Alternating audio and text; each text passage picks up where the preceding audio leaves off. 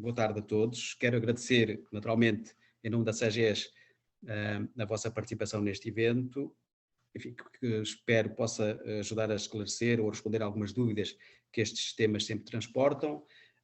Nesse sentido, quando se pensa na organização do evento, a estrutura tem cerca de 1 hora, nós estamos a pensar cerca de ficarem 20 minutos no final para colocarem as questões que pode ser colocada através do chat, e depois no final tentaremos responder ao maior número de questões, mas tivemos essa preocupação de deixar esses cerca de 20 minutos para as dúvidas que naturalmente aparecem.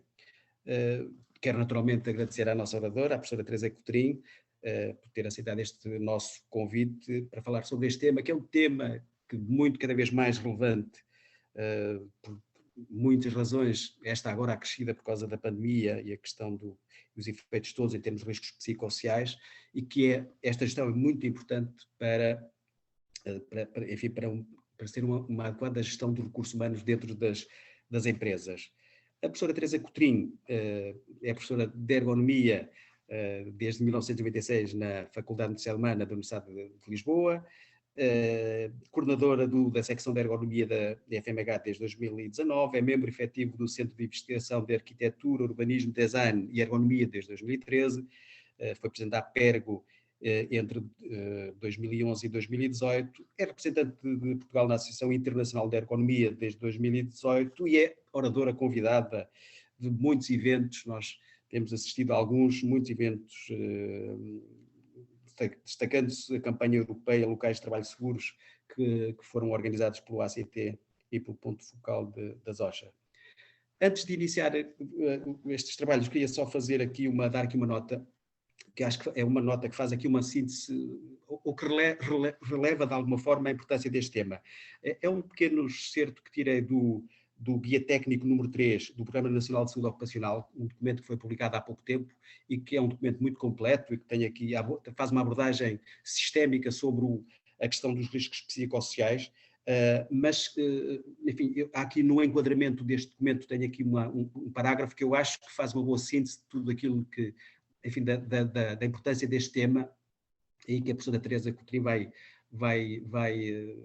abordar ao longo da sua apresentação, mas refere o tal documento. Neste contexto complexo, é imperativo assumir que o trabalho é simultaneamente uma importante fonte ou origem de riscos psicossociais, mas também o local ideal para os enfrentar mediante adequadas intervenções. É por isso imprescindível garantir uma correta avaliação e gestão dos riscos profissionais, que assegure a existência de ambientes de trabalho saudáveis, a proteção e promoção da saúde dos trabalhadores e garantindo assim a capacidade de trabalho a longo prazo, com elevados níveis de saúde e bem-estar mental dos trabalhadores. Os riscos psicossociais têm pesados encargos financeiros, naturalmente, para os indivíduos que os sofrem, mas para as empresas e para a sociedade em geral. Portanto, é um tema realmente que merece a nossa melhor atenção e a atenção das empresas onde trabalhamos, para garantir uma adequada gestão deste tema. Passo então a palavra. Obrigado.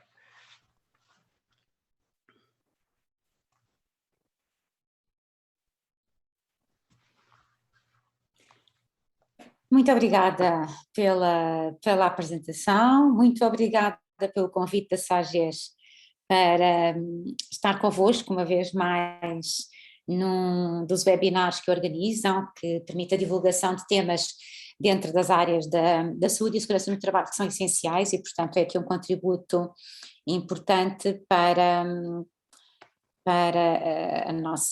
o enriquecimento do conhecimento. Eu vou só aqui, pronto, reduzir aqui os quadradinhos do Zoom. Estas são pequenas questões técnicas agora iniciais. Muito bem, então, após estes primeiros cumprimentos e agradecimentos e cumprimento à plateia naturalmente, é esse o motivo pelo qual nós estamos aqui reunidos hoje. E, portanto, esta minha intervenção vai se centrar nesta questão mais global da prevenção dos fatores de risco psicossociais na sua relação com a saúde e bem-estar dos trabalhadores.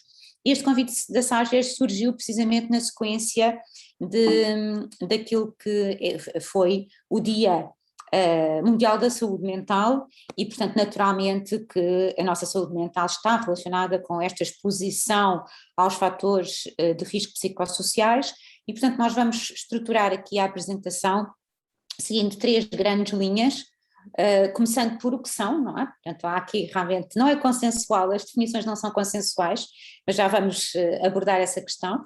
Depois, quais são as principais consequências?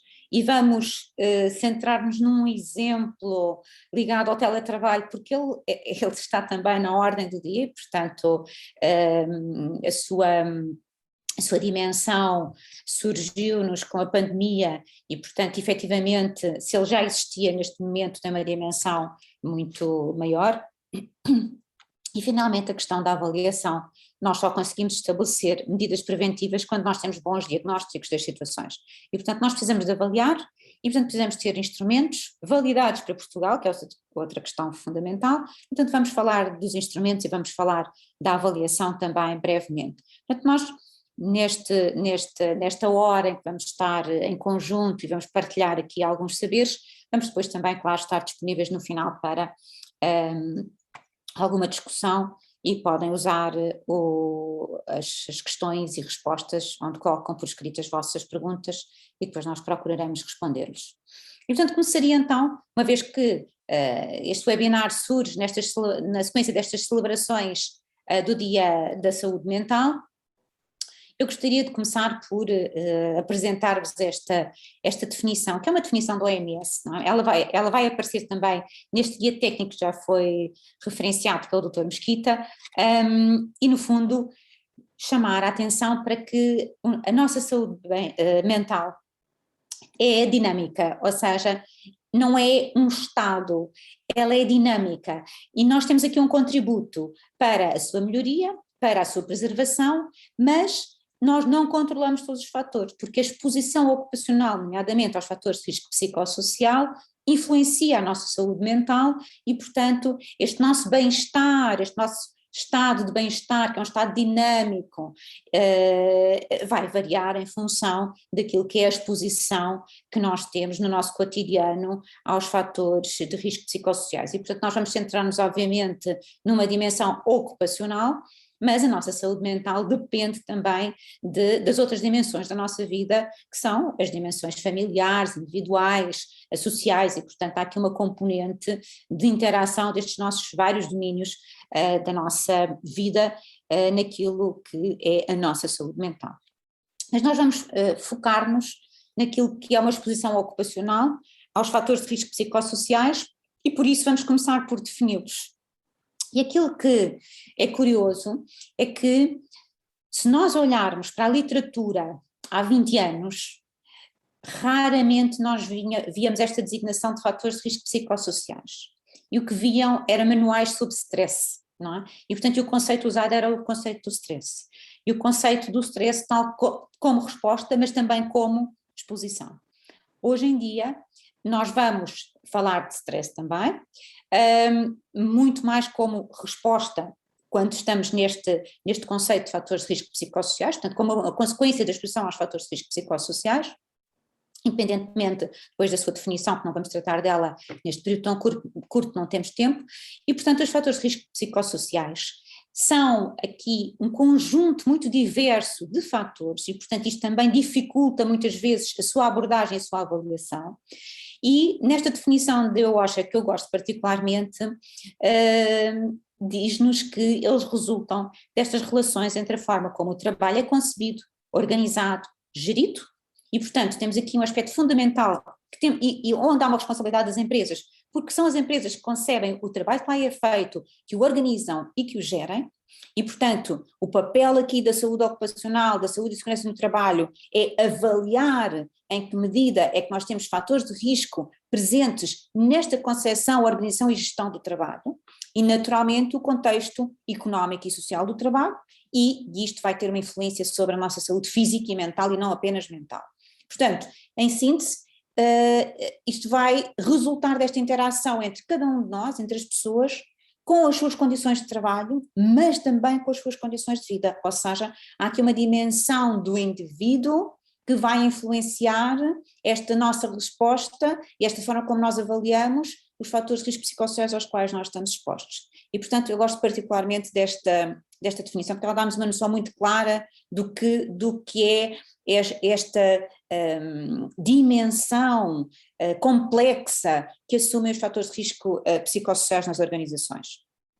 Uma outra definição da OIT de 1986 e que foi adotada no guia técnico, do qual nós vamos falar um pouco mais à frente, é esta, portanto, no fundo é dito a mesma coisa por outras palavras. Portanto, são as interações entre o ambiente de trabalho, o conteúdo, as condições organizacionais e depois as capacidades, necessidades, cultura e considerações pessoais extra-trabalho das pessoas e que vão influenciar esta sua percepção e experiência destes fatores, portanto vão influenciar não só a sua saúde e o seu bem-estar, mas também satisfação e ainda produtividade. E, portanto, esta é uma outra forma de expressar, na verdade, aquilo que eu gostava de chamar a atenção, que é os fatores de risco psicossociais têm uma dimensão que é uma dimensão organizacional, mas também têm uma dimensão que é uma dimensão individual.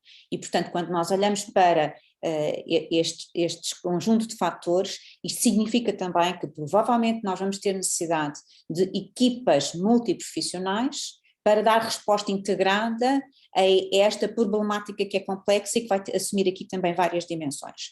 E, portanto, chamar a atenção para este aspecto. Esta categorização é uma categorização que aparece em relatórios recentes do Eurofound e ela também não é consensual, portanto conseguimos encontrar diferentes definições e diferentes categorizações daquilo que são os principais fatores de risco e, portanto, estas são 6 categorias identificadas no âmbito do Eurofound e que depois permitem a quantificação e a qualificação destes fatores e, nomeadamente, encontrar índices que depois têm a ver com a nossa qualidade de vida no trabalho, portanto elas são importantes nessa perspectiva também, identificar o que são os fatores de risco e em que medida é que eles influenciam a nossa qualidade de vida no trabalho e, portanto, agrupam 6 principais categorias. As exigências quantitativas, quando elas são elevadas, e a intensidade do trabalho, portanto temos aqui uma dimensão relacionada com a quantidade de trabalho, já vamos ver, depois ela pode se decompor em diferentes variáveis. As exigências emocionais, elas são uma componente muito importante da nossa vida e no trabalho nós também temos exigências emocionais e particularmente em alguns grupos profissionais e em alguns setores de atividade, e isto mostra-nos também que os fatores psicossociais não vão ser iguais em todas as organizações, vai depender muito da natureza da atividade que cada organização tem, cada empresa tem, a questão da autonomia ou da falta dela, os conflitos éticos e, portanto, cada vez mais nós temos aqui uma componente também de, por exemplo, o conflito do papel laboral, aquilo que eu faço e que eu acho que devo fazer ou que eu não devo fazer, e portanto há aqui uma dimensão ética importante também, que influencia esta dimensão psicossocial.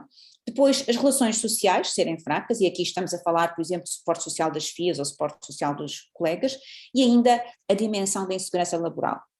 E se nós olharmos para estas últimas décadas, esta questão da insegurança laboral ela é muito importante.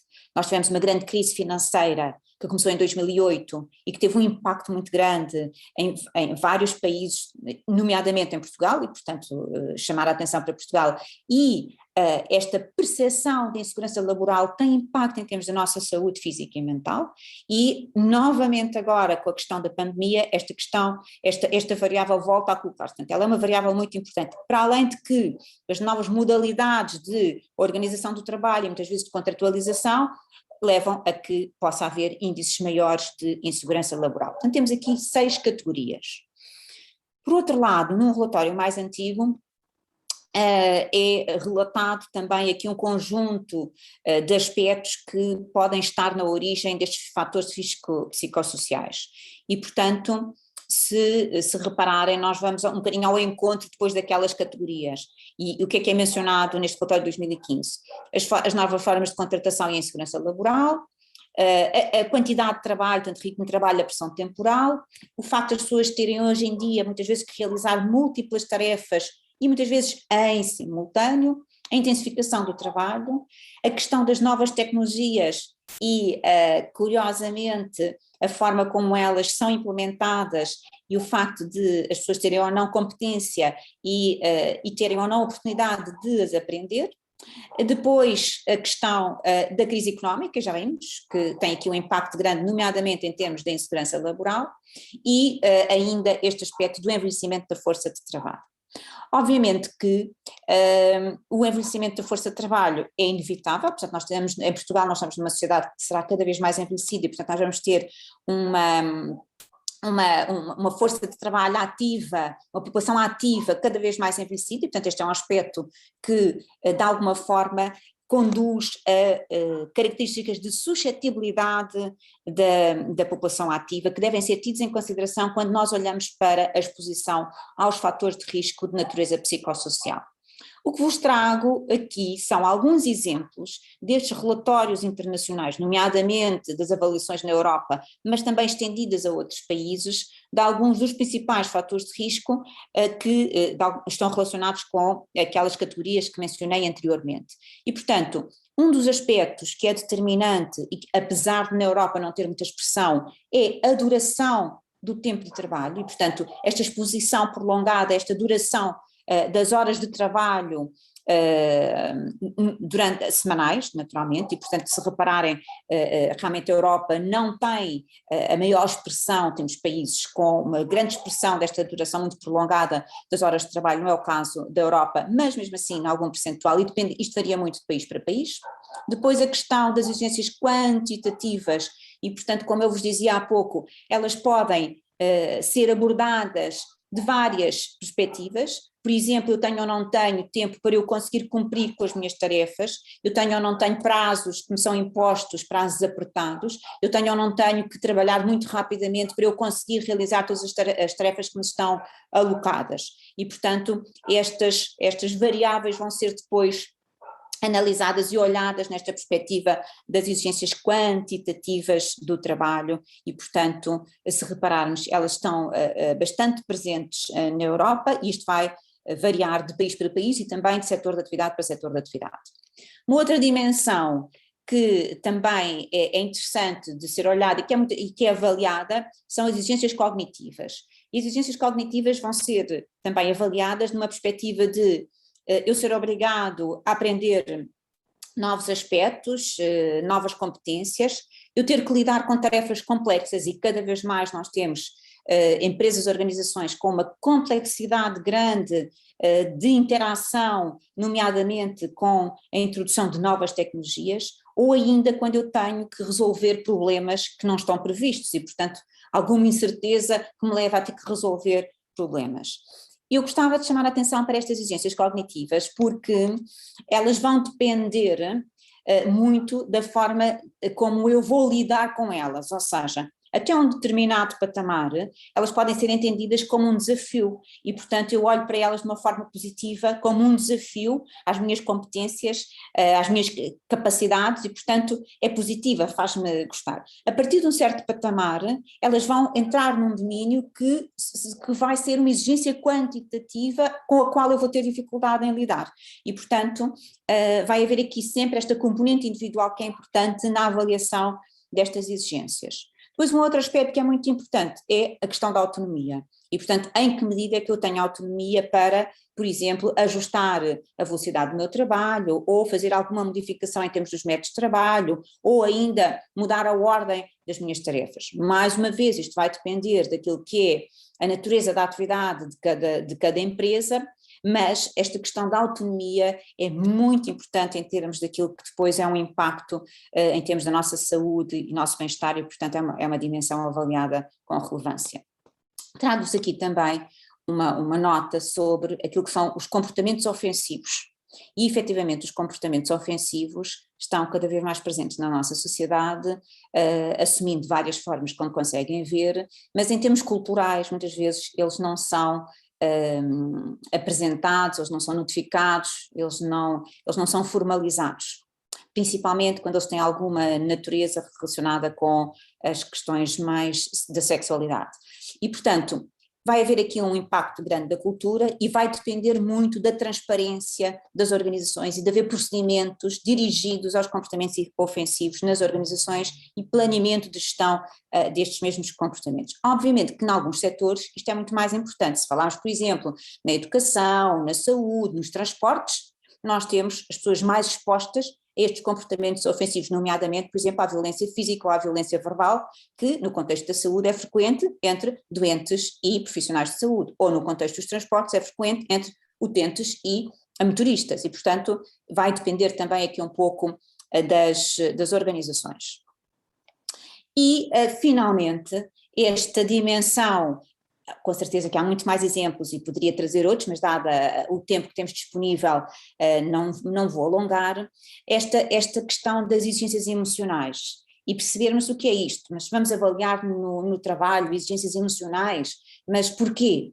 Porque efetivamente, e mais uma vez dependendo dos setores, nós temos muitas vezes que esconder os nossos sentimentos, ou que lidar com clientes zangados, enfurecidos, desagradados, insatisfeitos, ou temos que lidar com situações que são perturbadoras do ponto de vista emocional para cada um de nós. E, portanto, estas variáveis vão então depois ser englobadas num índice que será de exigências emocionais no trabalho e que naturalmente também vai ter impacto em termos da nossa saúde e bem-estar, a forma como eu consigo gerir e a forma como estas exigências emocionais me são colocadas e, portanto, dos aspectos quantitativos e qualitativos da exposição a estas exigências emocionais. E, portanto, ela é uma dimensão que também é importante avaliar. E para passarmos para depois o segundo ponto desta nossa conversa de hoje, que é as consequências, eu trago-vos aquilo que são os resultados já mais recentes destas análises que têm sido feitas também ao nível do Eurofound e que mostram que estas exigências que tivemos a falar até aqui, estas categorias que tivemos a falar, como as exigências, a exposição às exigências quantitativas, como a intensidade do trabalho, a duração do trabalho, as exigências emocionais, eu ter ou não ter suporte social, da chefia, dos colegas, eu ter ou não ter recursos, competências, eu ser ou não ser reconhecido. E quando nós olhamos para estas exigências que nos são colocadas e os recursos que eu tenho, nós vamos conseguir perceber por estas relações que eles vão ter impacto em termos daquilo que é um nível de exaustão, de stress, burnout das pessoas, com impacto em termos da sua saúde, mas também vão ter influência aqui numa outra dimensão muito importante, que é o compromisso que nós assumimos com as organizações. Até que ponto é que eu visto a camisola? Até que ponto é que eu estou motivado dentro da minha organização? Até que ponto é que eu dou tudo pela minha organização ou não? Eu já estou distanciado, eu faço o mínimo e eu prefiro que não me envolver porque eu tenho tido uma experiência que não é positiva. Portanto, isto tem impacto na própria organização, mas também na nossa saúde. Estas relações podem ser positivas ou negativas, ou seja, estes fatores psicossociais podem se constituir como um fator de risco ou como um fator que vai ser promotor da minha saúde. E como eles são vários e interagem, realmente estes processos tornam-se mais complexos. A verdade é que nós podemos ter estas variáveis a influenciar a minha percepção de saúde, a sintomatologia que eu apresento, o absentismo, o presenteísmo, a minha qualidade de sono, que é uma variável importante também para a minha saúde, e a minha percepção de bem-estar globalmente. Portanto, estamos aqui a falar daquilo que são consequências para as pessoas, para os indivíduos, em termos da saúde e bem-estar. Então, olhemos para estas consequências. Portanto, já vimos que há aqui um impacto grande em termos da minha saúde e bem-estar, em termos da saúde física e mental, mas também em termos de consequências comportamentais, como, por exemplo, alimentação, prática de exercício físico, hábitos tabágicos, consumo de álcool. Portanto, nós temos aqui consequências em termos dos comportamentos que as pessoas adotam para gerir estes níveis mais elevados de stress ou aquilo que é a exposição a estes fatores de risco de natureza psicossocial, mas isto também tem um custo para as organizações. E este é um custo com a doença dos seus trabalhadores, com os acidentes, com os incidentes, com uma rotação elevada de trabalhadores, por exemplo, com absentismo, com presenteísmo, com produtividade, com a satisfação. Portanto, nós temos aqui um conjunto também de variáveis que traduzem o impacto destes fatores ao nível das organizações e que deve ser valorizado. O relatório de 2015 do Eurofound traz-nos precisamente uma quantificação destes custos societais relacionados com esta dimensão mais de natureza psicossocial e que tem a ver com o impacto das doenças relacionadas com o trabalho, com o custo do stress relacionado com o trabalho, com o custo da depressão relacionada com o trabalho. E reparem, o stress, as doenças, a depressão podem ser consequências daquilo que é a nossa exposição aos fatores de risco de natureza psicossocial. E, portanto, este custo da depressão, por exemplo, pode-se decompor em absentismo ou presentismo, perda de produtividade, custos de saúde, custos sociais relacionados com a incapacidade. Portanto, há um conjunto de custos que alguns são inerentes diretamente às empresas, mas outros são da sociedade, são custos societais que têm um impacto grande ao nível das sociedades contemporâneas. E agora, dar-vos-ia então um exemplo mais centrado nestas questões do teletrabalho, que têm tido realmente assumido uma dimensão muito grande, quando foi do confinamento, uma dimensão muito grande para a maior parte dos trabalhadores, exceto alguns setores, naturalmente, e ainda hoje nós temos muitas empresas em que uma parte dos seus trabalhadores estão em teletrabalho, totalmente ou parcialmente, e portanto temos modelos híbridos, que são muito frequentes, em que as pessoas ou estão semana sim, semana não, ou estão, por exemplo, um dia nas empresas, os restantes em casa, ou 2 dias nas empresas, os restantes em casa, ou 3 dias nas empresas e os restantes em casa. Portanto, nós vamos encontrar, neste momento encontramos diversos modelos em funcionamento e há aqui alguma preocupação das empresas em perceber o que é que funciona melhor e que consequências é que isto tem. E nesta perspectiva dos fatores de risco psicossociais, uma das grandes consequências do teletrabalho tem a ver com o conflito trabalho-família ou família-trabalho. Portanto, em que medida é que as pessoas conseguem gerir esta dimensão do trabalho e familiar e social quando estão a trabalhar a partir de casa. E o que é interessante e na perspectiva, obviamente, da ergonomia, é que nós temos sempre um conjunto de informação que vem do contexto onde nós estamos a trabalhar, ou seja, há sempre um conjunto daquilo que nós chamamos affordances, ou seja, uma informação do contexto da envolvente que nos diz, estás num contexto de trabalho, ou não, estás num contexto familiar, ou não, estás num contexto de lazer. E, portanto, quando nós estamos a trabalhar a partir de casa, o contexto físico, a presença de familiares, dá-nos uma informação sobre aquilo que é a nossa responsabilidade familiar. Portanto, nós estamos a trabalhar, mas nós temos a outra dimensão também muito presente. Isto muitas vezes leva a que haja stress, ansiedade, frustração, e isto está muito bem descrito neste artigo de Golden, muito recente. Portanto, há vantagens no teletrabalho, mais tempo para a família, mais flexibilidade, redução dos tempos de deslocação, maior controle sobre as tarefas, mas também há um conjunto de outros aspectos que vão ser desvantajosos, como por exemplo o ruído, a presença de crianças, as interrupções pelos familiares, a pressão das tarefas domésticas e ainda um aspecto organizacional muito importante que é, de alguma forma, esta diluição de fronteiras. E esse é um aspecto que, em termos de organização do teletrabalho e desta dimensão psicossocial, é fundamental, ou seja, de repente as pessoas estão disponíveis 24 horas, deixou de haver um horário de trabalho, porque a pessoa está em casa e está sempre disponível, e portanto há uma maior permeabilidade entre esta dimensão de trabalho e esta dimensão da vida pessoal, e isto vai ter um impacto grande em termos da saúde das pessoas e portanto vai influenciar. Naturalmente que muitas vezes a perspectiva de definir aqui um conjunto de princípios para a gestão que as pessoas fazem deste conflito trabalho-família ou família-trabalho nas suas vidas, nas suas casas. Mas nós não podemos esquecer que nenhum plano de gestão individual destas dimensões funciona se não houver uma dimensão organizacional, se não houver um suporte organizacional. Portanto, para além desta perspectiva de gestão individual destas variáveis, nós temos que ter sempre esta visão da organização e é fundamental que haja um suporte organizacional. Na competência, na criação, no desenvolvimento de competências, no desenvolvimento de suportes informacionais adequados, na definição de horários, por exemplo, do direito de desligar, porque este conflito trabalho-família tem muitas vezes também a ver com o direito que eu tenho de desligar quando chego a uma duração de tempo dedicado ao trabalho e a concretização dos meus objetivos. Portanto, é fundamental que se definam aqui um conjunto de regras, por exemplo, o modelo de comunicação com as FIAs, com os colegas, uma vez que estamos à distância, e aqui um conjunto de princípios que têm a ver não só com o indivíduo, mas também com as organizações, e portanto há aqui uma dimensão organizacional que é muito importante e que é fundamental para que se reduza esta exposição a este conflito de trabalho-família ou família-trabalho.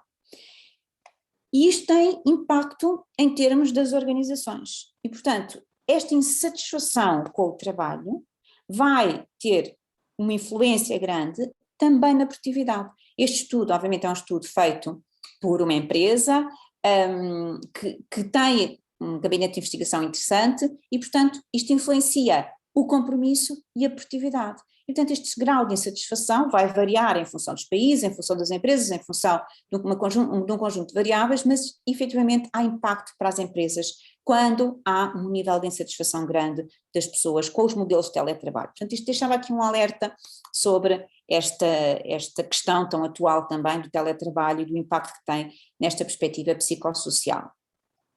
E então passávamos para esta última parte desta nossa conversa de hoje e que tem precisamente a ver com uma dimensão fundamental, que é como é que nós avaliamos estes fatores de risco, no sentido de nós conseguimos definir planos de prevenção. E, portanto, esta dimensão avaliativa é fundamental. E aqui, então, eu vou só fazer-vos aqui uma apresentação muito rápida. A maior parte de vós, com certeza, já conhece este guia técnico número 3 da Direção-Geral de Saúde. E o que eu realçava deste guia técnico é aqui um aspecto que me parece fundamental.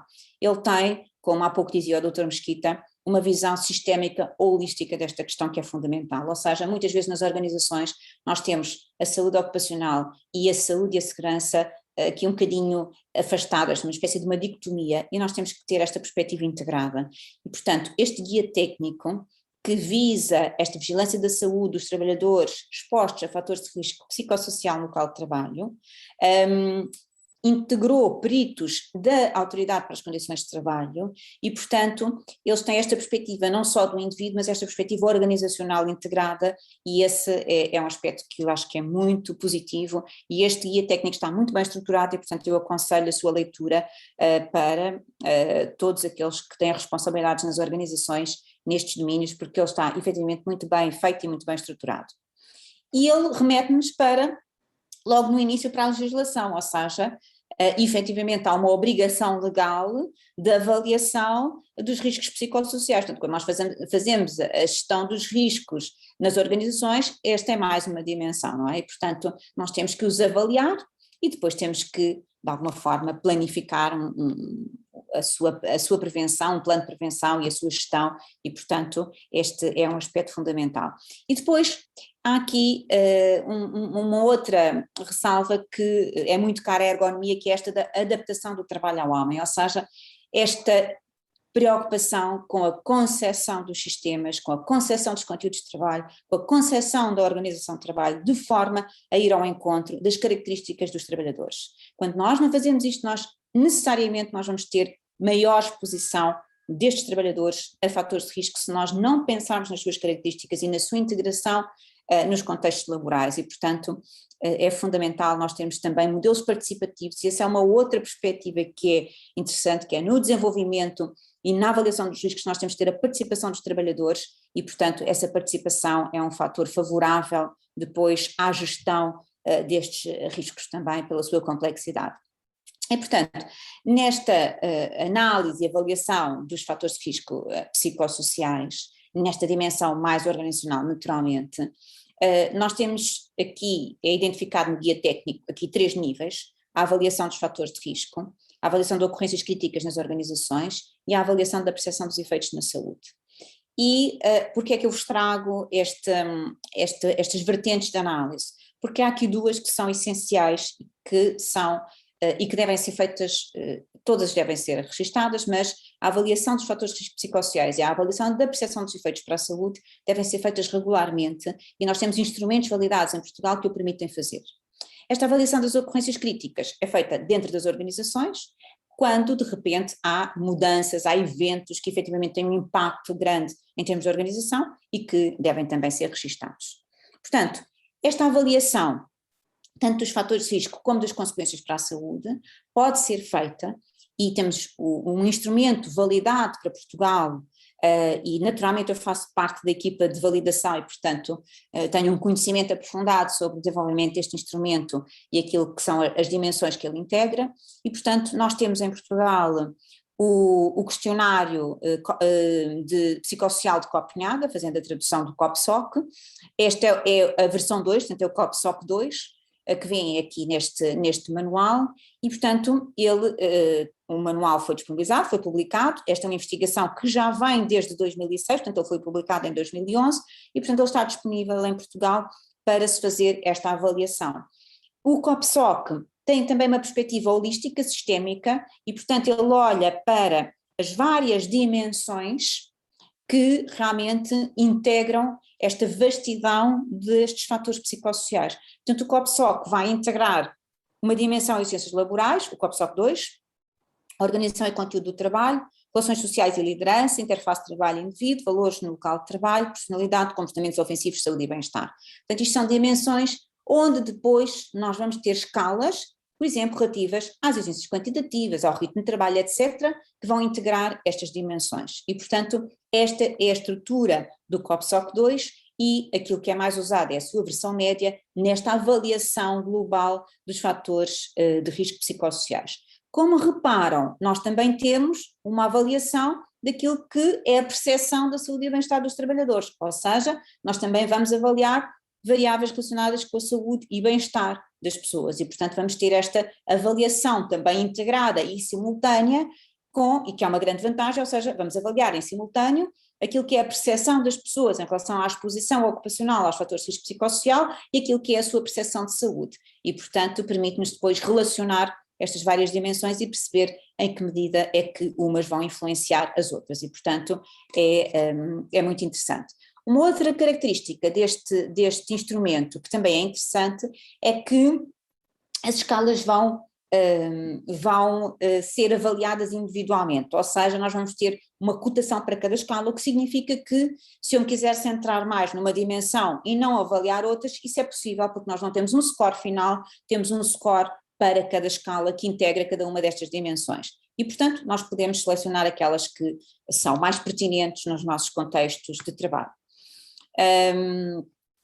Depois, os resultados são apresentados em termos de tercis, ou seja, o famoso sistema de semáforo, que nos dá aquilo que é a percentagem de respondentes que situam aquele fator de risco ou aquela percepção de saúde como crítica, como intermédia ou como favorável. E, portanto, quando nós temos muitos fatores favoráveis, eles vão servir um bocadinho de amortecedor para aquilo que são os fatores críticos. Portanto, esta interpretação global também é interessante, esta visão global também é interessante, porque estes fatores não estão isolados, eles vão interagir nas nossas vidas globalmente uns com os outros e, portanto, nós temos muitas vezes a presença de fatores favoráveis que vão servir um bocadinho de atenuadores daquilo que são fatores de risco presentes e, portanto, nós temos que olhar globalmente para a sua presença nas organizações. E, finalmente, antes de terminar, chamar-vos a atenção para que este instrumento é um instrumento que tem tido muita aplicação mundial, ele está traduzido e adaptado para muitíssimos países e ele tem um steering committee e este steering committee de 5 em 5 anos faz a sua avaliação.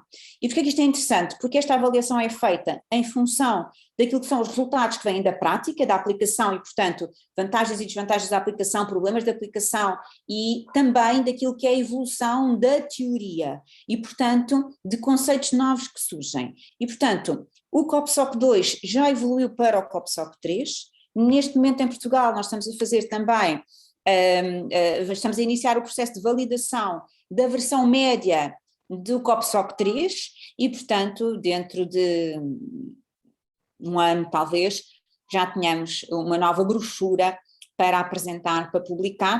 A verdade é que temos uma nova versão, e o que é que esta nova versão do COPSOC nos traz como diferenças? Traz-nos algumas novas dimensões, traz-nos um olhar diferente para algumas dimensões que já existiam, traz-nos alguns ajustes em termos de algumas escalas para que elas traduzam melhor o conceito que querem avaliar e que querem medir.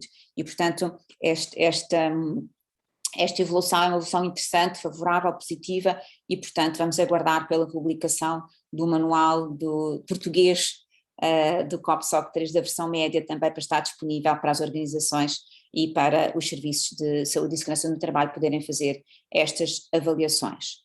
E termino esta minha apresentação agradecendo a atenção de todos e ficando ao dispor para qualquer questão que queiram colocar. Muito obrigada. Obrigado, professora Teresa. Estamos então, pela sua exposição, foi claríssima e que acho que temos este espaço agora e realmente fez uma excelente gestão do tempo e, portanto, estamos abertos para as questões que os nossos participantes tenham e que coloquem. Aguardamos então essas questões.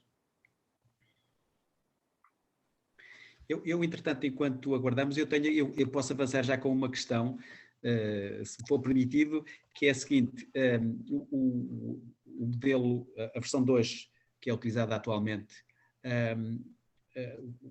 além de fazer a identificação dos fatores com aqueles níveis que estão definidos, também é possível fazer um plano de ação que resulte dessa análise, no fundo, haver um instrumento que ajuda as empresas a organizar um plano de ação em função dessa avaliação. Se repararem, portanto, o COPSOC permite um diagnóstico, não é? Portanto, a utilização do COPSOC é um instrumento para fazer um diagnóstico, não é? Para nós conseguirmos perceber se naquela organização, naquela empresa, estão presentes ou não estes fatores de risco, numa perspectiva de autoavaliação, portanto, uma avaliação feita pelos trabalhadores relativamente à presença destes fatores de risco. E, portanto, esse é um modelo que é usado. Aliás, se nós olharmos para o guia técnico, nós temos listados um conjunto de instrumentos e onde está o COPSOC 2. O COPSOC 2 tem 3 versões, como o COPSOC 1 e o COPSOC 3 também vão ter, uma versão longa, mais dedicada à investigação, com muitos itens, uma versão média, que é aquela que é mais ajustada em termos de saúde ocupacional, porque ela é completa, mas tem uma dimensão que é mais execuível, e depois temos uma versão curta de autoavaliação, que é pouco usada porque tem versões muito reduzidas das escalas e depois em termos de robustez dos resultados é mais frágil. E portanto esta versão média é aquela que é usada em termos de avaliação. Portanto o COPSOC dá-nos um diagnóstico, não é? Portanto daquilo que é a exposição aos fatores de risco e aquilo que são consequências para a saúde e portanto naturalmente depois as empresas terão que organizar os seus planos de prevenção em função deste diagnóstico que é feito. Se estiverem atentos, o guia técnico é muito interessante porque ele inclusive dá sugestões. Portanto, ele tem uma listagem no final daquilo que são, o que é que significam estes diferentes fatores de risco e depois ele tem um conjunto de sugestões também. Portanto, obviamente que estes planos têm que ser ajustados a cada empresa e, portanto, cada empresa terá que fazer no fundo, esta integração e este ajuste, mas há aqui recomendações genéricas para a exposição aos diferentes fatores de risco e, portanto, ela está plasmada neste guia técnico, que é um fator que me parece muito positivo deste instrumento. Ok, muito obrigado. Entretanto, eu não vejo, não sei se serei eu que não estou a conseguir visualizar. Eu também não vejo aqui nenhuma questão então, colocada pelos nossos... parece que apareceu uma. Está a ver?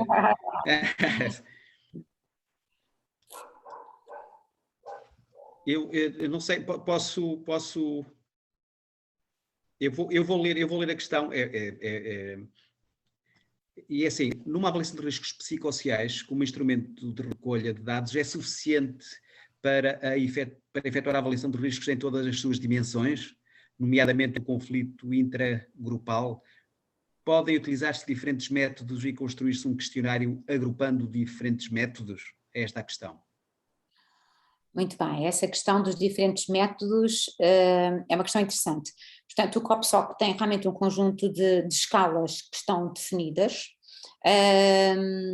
e pode não abordar especificamente algumas questões, Ele tem uma escala relativamente ao conflito, mas esta questão do conflito intragrupal pode ser abordada especificamente com outras escalas. Portanto, nós não devemos construir um questionário agrupando vários métodos, ou seja, podemos construí-lo, mas o que temos que ter presente é que cada instrumento avalia coisas diferentes e, portanto, temos de ter claro que daí nós vamos retirar sempre aspectos que são específicos de cada método e, portanto, temos que ter atenção a que muitas vezes há escalas que têm um score e, portanto, nós não podemos usar uma parte da escala, porque senão nós alteramos, adulteramos e, portanto, os nossos resultados não são fiáveis, portanto, nós temos que respeitar os instrumentos.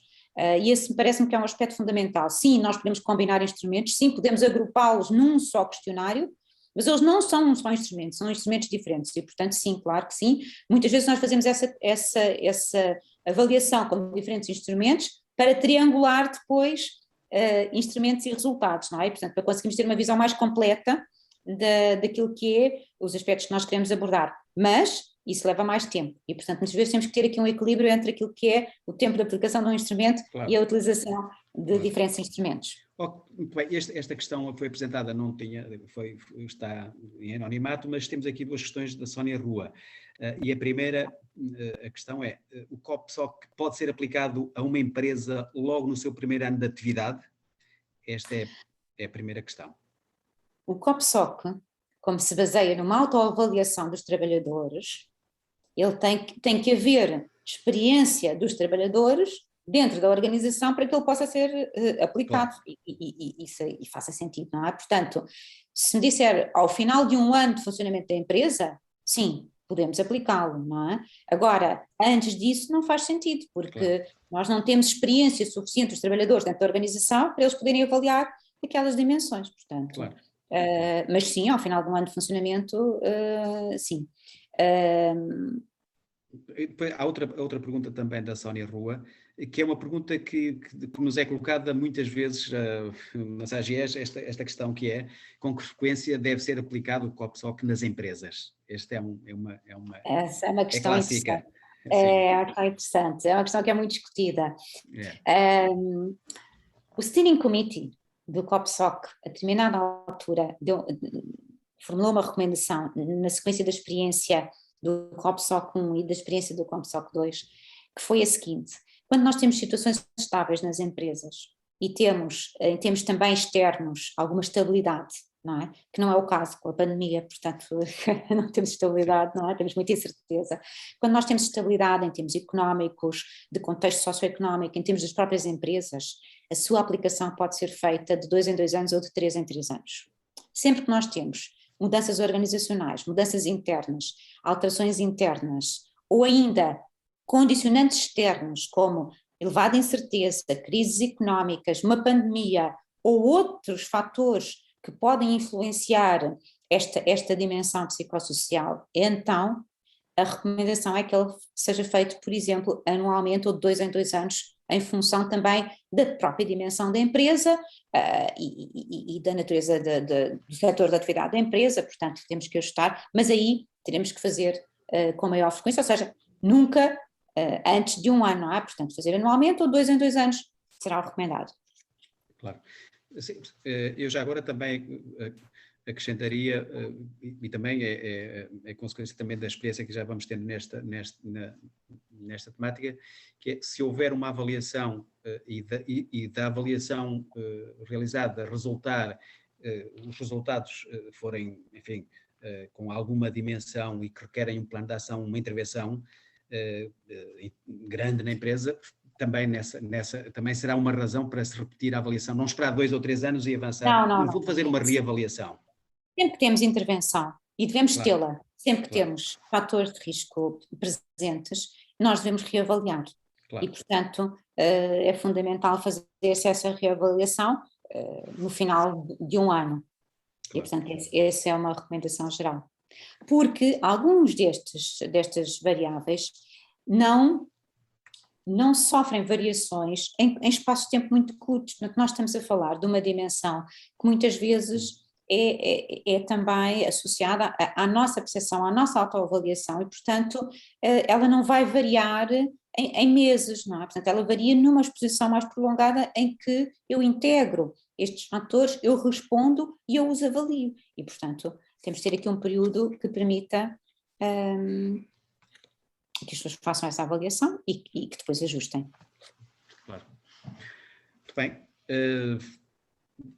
Temos mais uma questão da Sónia Rua e é a seguinte: existem outros instrumentos, para além do COPSOC, validados para Portugal? A questão é esta. Existem, sim, nós temos outros instrumentos validados. Aliás, se repararem, alguns deles estão listados no guia técnico e, portanto, temos realmente um conjunto de instrumentos à nossa escolha e que podem ser usados e que são validados para Portugal. Qual é a vantagem? Obviamente eu faço parte da equipa do COPSOC e ainda conheço muito bem o COPSOC, mas conheço também os outros instrumentos. Qual é uma das grandes vantagens do COPSOC? É que ele é multidimensional e, portanto, ele vai nos conseguir dar esta imagem destas diferentes dimensões e desta complexidade nas organizações. E depois nós até podemos usar um instrumento mais específico a seguir. Mas, obviamente, esta é a minha perspectiva também individual e da minha experiência. E, portanto, mas, respondendo à pergunta, há efetivamente outros instrumentos validados para Portugal e que são interessantes e que devem ser usados sempre que nós temos questões específicas para avaliar. Ok. Não nos dão esta dimensão tão global, tão sistémica que o COPSOC nos dá. Portanto, o que é que isto significa? Significa que, num primeiro momento, que nós queremos uma triagem global, uma monitorização global dos fatores de risco, o COPSOC é um instrumento muito interessante, para termos aqui uma visão panorâmica. Quando nós queremos uma análise em profundidade, então temos que ir buscar um instrumento que avalie aquela dimensão concreta em profundidade. Ok. Portanto, este é um instrumento de monitorização, de triagem global da organização. E, portanto, é interessante nesse sentido. Muito obrigado. Eu acho... tem aqui mais, afinal. Há aqui mais... Aqui outra. E é a seguinte: é possível cruzar os resultados da avaliação dos psicossociais com outros dados, como índices de acidentes de trabalho, índices de produtividade, valores de baixas prolongadas, para retirar metas quantitativas para uma reavaliação? Claro que sim, desde que estes dados sejam recolhidos nos períodos correspondentes, claro que nós podemos depois cruzar esses dados, não é? Portanto, avaliá-los em conjunto, naturalmente, não é? Porque muitas vezes eles são explicativos até daquilo que são as dimensões do COPSOC, não é? Portanto, no fundo, o COPSOC permite esta autoavaliação por parte dos trabalhadores destas dimensões, mas nós depois temos outros indicadores nas organizações e nós já vimos que eles são consequência e, portanto, eles podem ser relacionados com os dados do COPSOC, naturalmente. Desde que eles que haja uma equivalência ao mesmo período temporal, não é? Claro. Ok, obrigado. Tenho aqui mais uma pergunta da Carla Carreira e é a seguinte: este instrumento possui sensibilidade, no caso, por exemplo, da empresa de trabalho temporário ou de cedência de mão de obra, serviços em que os colaboradores têm necessariamente experiências e fatores psicossociais diferentes, dependendo do cliente onde estão colocados e não necessariamente da sua empresa? Eu creio que aqui a abordagem tem a ver com os trabalhadores de trabalho temporário ou de cedência de mão de obra, porque pertencem a uma empresa e desenvolvem a atividade noutra. E a pergunta é: este instrumento tem sensibilidade para estes casos? Então, o COPSOC vai avaliar, vai permitir esta avaliação dos trabalhadores nos contextos onde eles estão a desenvolver a sua atividade. O que é que me parece em relação a essa questão, que é uma questão específica? Portanto, nós sabemos que o trabalho temporário tem aqui um conjunto de aspectos e de exposição a fatores de risco desfavoráveis, psicossociais desfavoráveis, não é só pela sua essência. Sim, não é? sim, Pronto, pela sua natureza. Sim. Pela sua natureza, exatamente. Portanto, aquilo que me parece é que se nós estamos a fazer uma avaliação numa determinada empresa em que temos trabalhadores temporários e trabalhadores que fazem parte de forma estável da empresa, nós temos que ter essa variável categorizada para nós conseguirmos perceber que diferenças é que temos entre um grupo e o outro. Portanto, isso parece-me essencial. Agora, a outra pergunta é, será que estes trabalhadores temporários vão avaliar de forma diferente estas escalas do COPSOC quando estão na empresa A e depois quando estão na empresa B? Desde que seja claro para estes trabalhadores que o que eles estão a avaliar não é a empresa de trabalho temporário que os coloca lá, mas é a empresa onde eles estão a trabalhar. E desde que o período de trabalho naquela empresa seja suficientemente longo para eles poderem fazer essa avaliação. Porque um trabalhador de trabalho temporário que está um dia numa empresa e depois no outro dia está noutra, como é que ele vai avaliar a empresa onde ele está a prestar o trabalho? Vai ser difícil, não é? Portanto, esta questão dos trabalhadores temporários é muito sensível porque ela tem aqui um conjunto de nuances e de variações que nos levam a colocar algumas questões em termos do processo de avaliação, não é? Porque uma coisa é um trabalhador temporário que vai estar 6 meses numa empresa, outra coisa é um trabalhador temporário que está a rodar semanalmente, não é? E, portanto, como é que ele vai avaliar a empresa onde ele foi colocado se ele roda semanalmente, uma semana está numa e depois noutra semana vai estar noutra diferente, não é? Portanto, temos essas questões, porque, quer dizer, e portanto, na verdade, o que ele vai avaliar é o seu contexto global de mudança de empresa. E, portanto, porque é essa a sua realidade, não é? E, portanto, isto gera alguns constrangimentos em termos de avaliação. Muito bem. Até essa é uma boa pergunta. Sim. É um tema também, o trabalho temporário, a cedência de mão de obra, etc. Estas novas formas de regulação do trabalho, vai e que está a crescer, infelizmente, mas nós vai temos levantar novas questões. Sim, mas nós temos muito isso, por exemplo, na construção civil. Sim. Não é? Temos empreitadas, não é? Portanto, pessoas que estão lá, se pertencem a outra empresa, que estão lá durante um período, e eles vão avaliar aquele contexto, não é? Porque eles estão lá 6 meses, ou 1 ano, ou 2 anos, não é? Na área da saúde isto também acontece. Temos médicos contratados. Sim. Estão, não é? E, portanto, aqui a questão é, esta é uma contratação de curto prazo, ou é uma contratação que, na verdade, as pessoas vão estar ali durante um período longo naquela organização? Sim, é preciso ponderar primeiro, claro. Muito bem, muito obrigado. Não temos mais nenhuma questão. Estamos em cima da hora. Isto parece mesmo um relógio suíço. Está certinho, aqui às 16 horas, tudo resolvido. Resta-me agradecer, naturalmente, à professora Teresa Coutrinho por ter feito esta apresentação de uma forma clara a que já nos habituou e agradecer a todos os participantes, àqueles que participaram e àqueles que levantaram estas questões. Muito obrigado a todos. Qualquer coisa, tenho SAGES, tenho o nosso contacto, se for preciso algum esclarecimento posterior, alguma questão sobre este tema, que nós responderemos ou encaminharemos para a professora Teresa Coutrinho, aquilo que for possível. Muito obrigado a todos. Boa tarde. Obrigada.